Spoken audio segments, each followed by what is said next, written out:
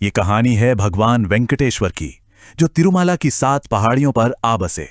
कहानी शुरू होती है एक महान यज्ञ से, जहां सवाल उठा, त्रिदेवों में सबसे श्रेष्ठ कौन है। इस सवाल का जवाब ढूंढने की जिम्मेदारी मिली भृगु ऋषि को, जो अपने गुस्से के लिए जाने जाते थे। भृगु ऋषि पहले गए ब्रह्मलोक, पर ब्रह्मा जी ने उन पर ध्यान ही नहीं दिया। फिर वो कैलाश पहुंचे, जहां गुस्से में शिव ने तीसरा नेत्र लगभग खोल ही दिया था, पर पार्वती जी ने उन्हें शांत किया। आखिर में भृगु पहुंचे वैकुंठ। वहां विष्णु जी आराम कर रहे थे और मां लक्ष्मी उनके पास थीं। ये बहुत बड़ी बात थी, क्योंकि विष्णु जी की छाती को मां लक्ष्मी का निवास स्थान माना जाता है।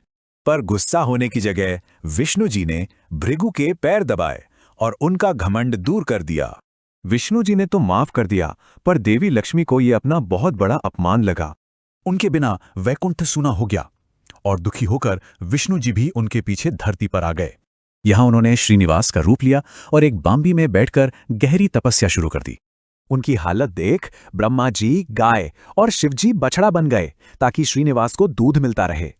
एक ग्वाले ने गाय पर कुल्हाड़ी चलाई तो श्रीनिवास ने वार अपने सिर पर ले लिया और ग्वाले की वहीं मौत हो गई।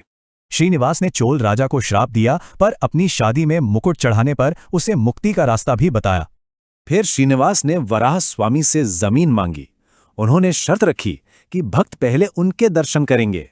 वहीं उनकी मुलाकात वकुला देवी से हुई, जो मां यशोदा का ही पुनर्जन्म थी, और उन्होंने बेटे की तरह उनकी देखभाल की। शिकार करते हुए श्रीनिवास की मुलाकात राजकुमारी पद्मावती से हुई, जो लक्ष्मी जी का ही अवतार थीं। दोनों को प्यार हो गया। बात आगे बढ़ाने के लिए श्रीनिवास ने एक ज्योतिषी का रूप लिया और शादी की भविष्यवाणी करके राजा को मना लिया। पर एक दिक्कत थी, श्रीनिवास के पास इस शाही शादी के लिए पैसे नहीं थे, तो उन्होंने कुबेर से कर्ज लिया। शर्त यह थी कि कलयुग के अंत तक सिर्फ ब्याज चुकाना होगा। माना जाता है कि हुंडी में जो भी दान आता है वो इसी दिव्य कर्ज को चुकाने के लिए होता है। शादी के बाद जब असली लक्ष्मी जी को यह पता चला, तो उन्होंने श्रीनिवास और पद्मावती से सवाल किया। एक तरफ थी लक्ष्मी जी और दूसरी तरफ पद्मावती।